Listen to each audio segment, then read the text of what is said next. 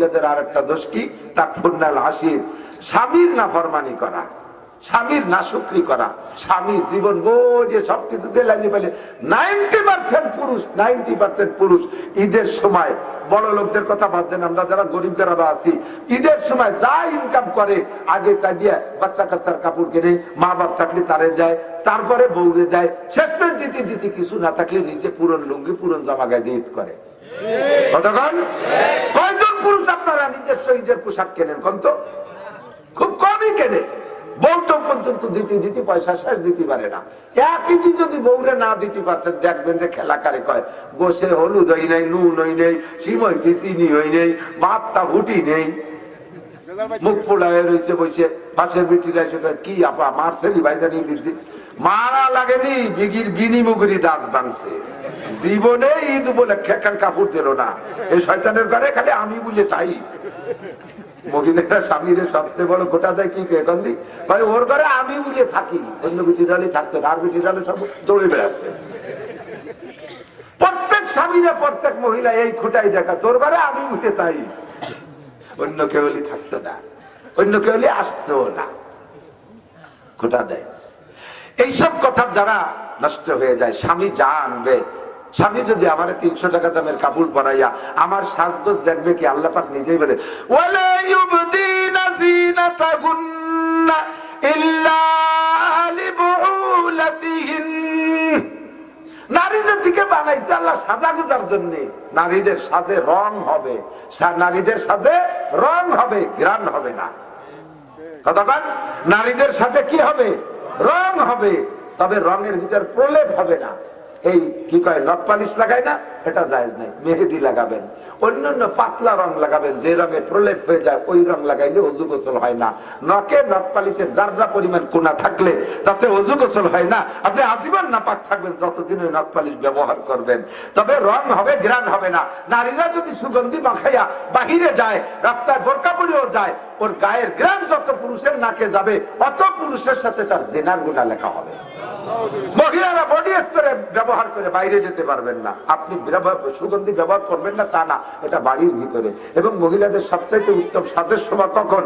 রাতের বেলা বাচ্চা কাচ্চাদের ঘুমাই দিয়ে স্বামী স্ত্রী যখন নির্জন কক্ষে যাবেন, তখন আপনি সাজবেন, যত সাজ আছে তখন আপনি ঘিরান নেবেন, রং নেবেন, সব নিয়ে কায়দা মতো নায়িকা সাজে স্বামীর সামনে যাবেন, যাতে স্বামী বিচারা অন্য দিক যাওয়ার খেয়াল না আসে। তোমারে দেখেই বোঝে যে এত বড় নায়িকা, তুই আর কোন জায়গায় যে মুখ চলে ঘুরে বেড়াবো। টেলিভিশনে আর কি আছে? আমার ঘরের মধ্যেই তো টেলিভিশন। ইতামাশা গাহে আলম রয়ে তুস, ইতামাশা গাহে আলম রয়ে তুস, তো কুজাবারে তামাশা মিরবি। 90% মহিলাদের স্বভাব হলো ডাটের কাপড় পরিয়ে দুলোভাইয়ের সামনে যাবে, ডাটের শাড়ি পরিয়ে ব্যারাকের অফিসারের সামনে যাবে, স্বামীর সামনে যাওয়ার সময় আর সাই মাটি মাইয়া কান পরিয়ে আর একটা তিবুকতি যায়।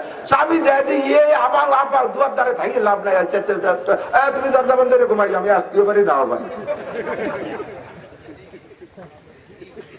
রাত 12টা 1টা বন্ধু জায়গায় টোটো হয়ে দাবর দৌড় খাইয়ে টাইয়ে আইছে, শেষ পেয়ে বারান্দায় এসে শুয়ে তাই বসে, কারণ বউ দেখিয়ে বুঝায় না। আর বয়স যত বেশি হবে মহিলারা তত সাজবেন বেশি, বয়স যত বেশি হবে, কারণ যৌবন থাকতে যৌবনের একটা কালার থাকে, তার একটা আকর্ষণ থাকে। বয়স বাড়তে থাকে, শরীর ঢিলাঢালা হতে থাকে, চেহারায় ভাব করতে থাকে, স্বামীর আকর্ষণ কমতে থাকে।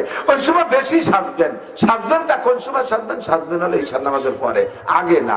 আগে যদি ওইরকম ডাটে সাইজে থাকেন, তাহলে পিঁয়াজ কাটবেন কিভাবে, ধান উড়বেন কিভাবে, উঠোন লেখবেন কিভাবে, রান্না বান্নার দ্বারা যাবেন কিভাবে, দিনে থাকবেন স্বাভাবিক, রাতের বেলা সাজবেন। বলা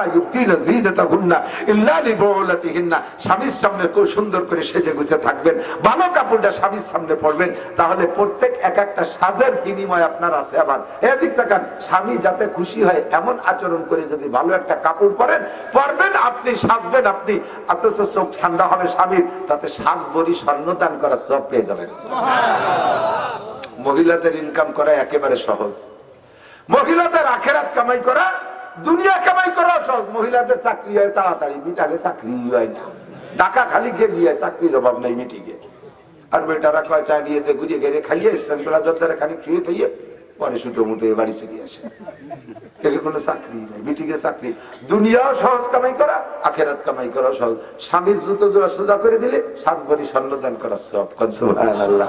স্বামীর গেঞ্জিটা টান দিয়ে খুলে দেবে, 7 ভরি স্বর্ণ দান করার সব। স্বামী এসে বসছে, ফ্যানের সুইচটা অন করে দেবে, 7 ভরি স্বর্ণ দান করার সব। তাই বলে পুষ বসে শীতের সুমান আসবে, ওই সুমান খেদমত ফ্যান চালাই চুল হইয়া আইসক্রিম হয়ে যাবে। 34 বছরে একটা ল্যাম্প গাইতে দিল সুন্দর করে।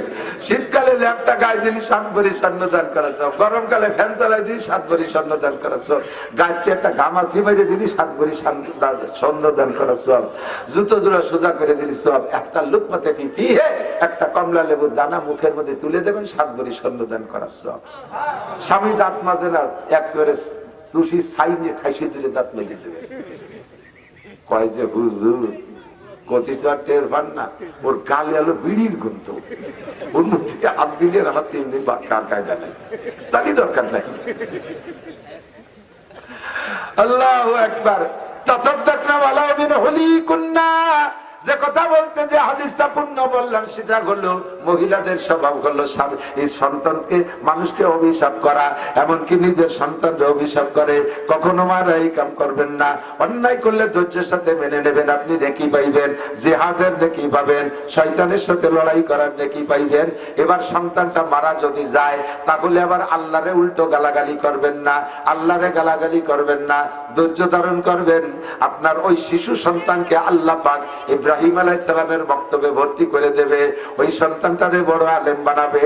আপনি যদি ধৈর্য ধরেন কিয়ামতের সন্তানের সুপারিশে আপনি জান্নাতে চলিয়া যাইবেন। সুবহানাল্লাহ। আল্লাহ। হযরত মুসা খিজির আলাইহিস সালাম মনে আছে নাকি? এই বাচ্চাটারে মারলেন কেন? এই জন্য মাসি কয় যে এইরকম পোলা পালি মারি দেবেন। মুসা আলাইহিস সালাম কয় মা আমি তো বাইরে তাই, কিন্তু তুমি তার সাথে থাকলে তবে না, তোমার তো খালি কোনো কথা কও। হয়তো পরের দালান সোজা করলাম কেন, শেষেরটা কয়ে দেন।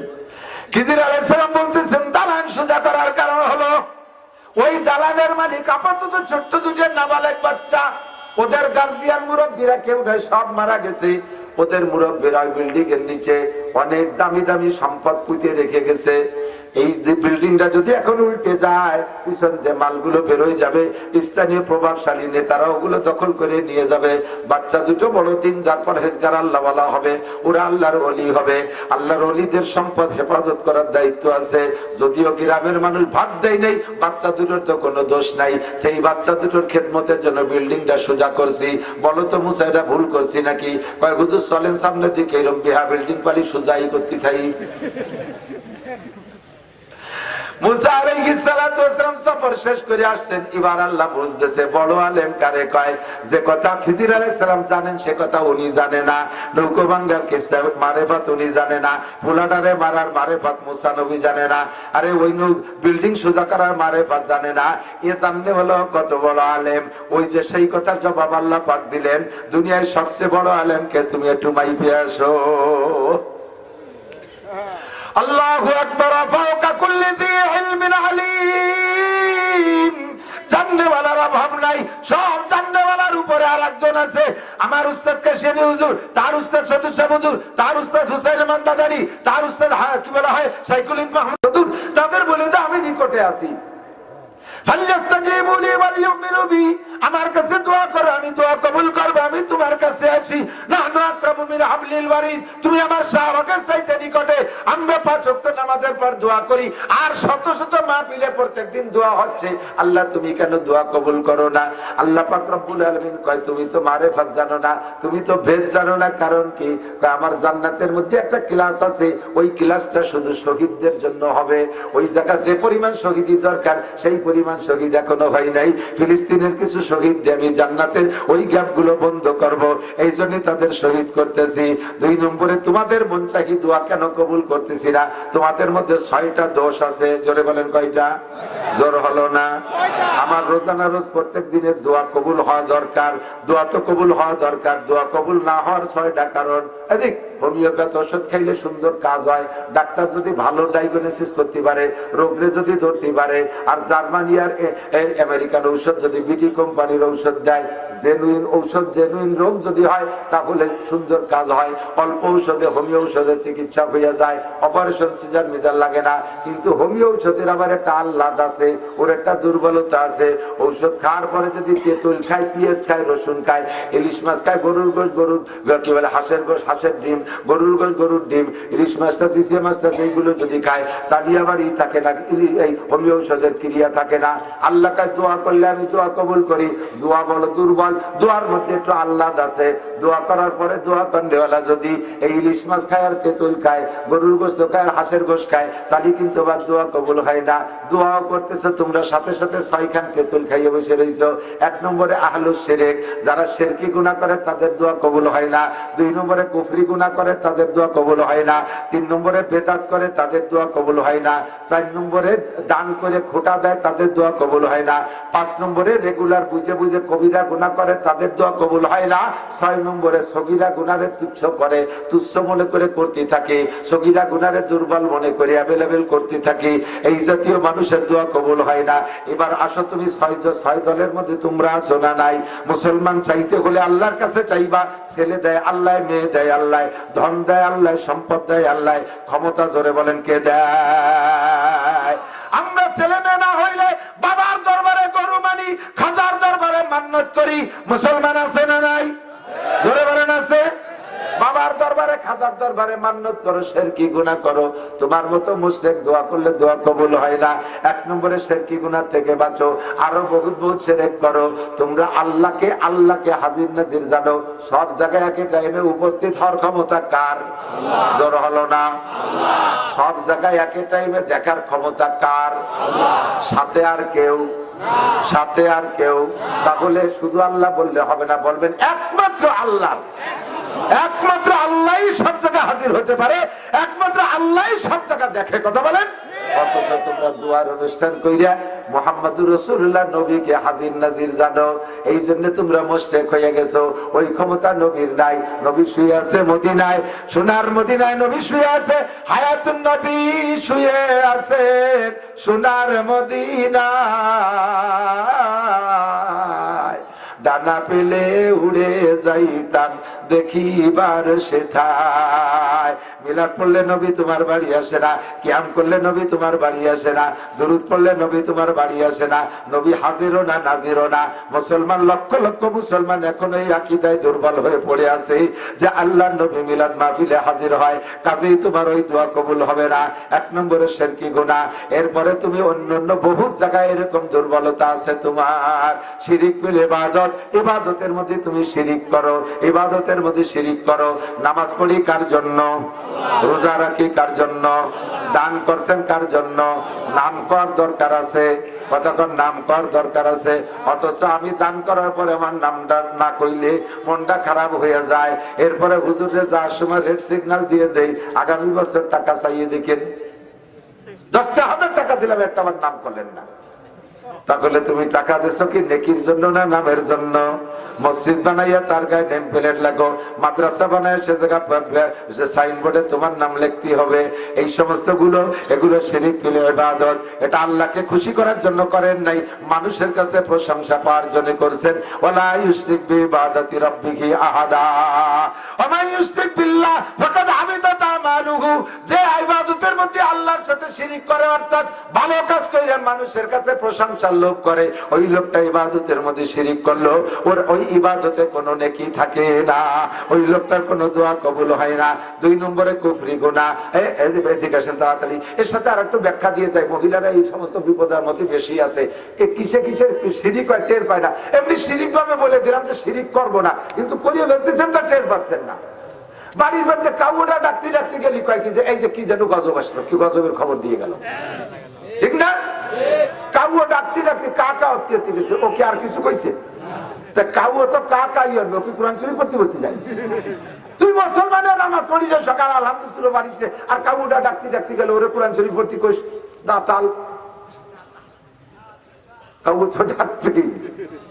যদি মনে করো আনা আল্লাহ বলেন আনা ইন্দা জান্নে আব্দি, আমার সম্পর্কে বান্দা যেমন ধারণা করবে আমি বান্দার সাথে সেরকম আচরণ করব। যদি মনে করে কান ডাকতে গেলে গজব আসে, তাহলে গজব আসবে। রাতের বেলা ভুতুম পাখি কুক কুক করে ডাকে, এই যে কি কয় কুক পাখি ডাকতেছে, তার জন্য অসুখ বিসুখ হবে, সকাল বেলা দেখা যাবেই। আর যদি ও ডাকি তো কুক কুক, তো ও কি হবে? ওকে আব্দুল্লাহ আব্দুল্লাহ আল্লাহ আল্লাহ জিকিরই করে, কিন্তু তুমি তো নাক দেখে ঘুমাইতাও। সদায়ে কুমরি আবাসাদ বকুকু, সদায়ে কুমরি আবাসাদ বকুকু, बगों से मंदर आया दल्लहू, चमन में चू चू कर कहते हैं बुलबुल के फुलू में अल्लाह मियां तू ही तू है तू ही तू। আমি শুনি কুহু কুয়ারে ও আল্লাহ মিয়া তু হি তু হয় তু হি তু, এই করে জিকির করে। আর তারা যদি তুমি কয় যে ও অসুখ বিসুখ ডেকে আনতেছে, তাহলে হবে তো সকালবেলা কলের হবে, যা কি বেড়াস কিরম পারিস। বাড়িতে বেরোনোর সময় কিছুতে হোসট লাগলি যাত্রায় বাধা খাইছে, যা যাবে না, আছে না নাই? মুসলমানকে ইয়াকিদা এখনো আছে না? এগুলো করলে আপনার ঈমান নষ্ট হয়ে যায়, আমল বাতিল হয়ে যায়।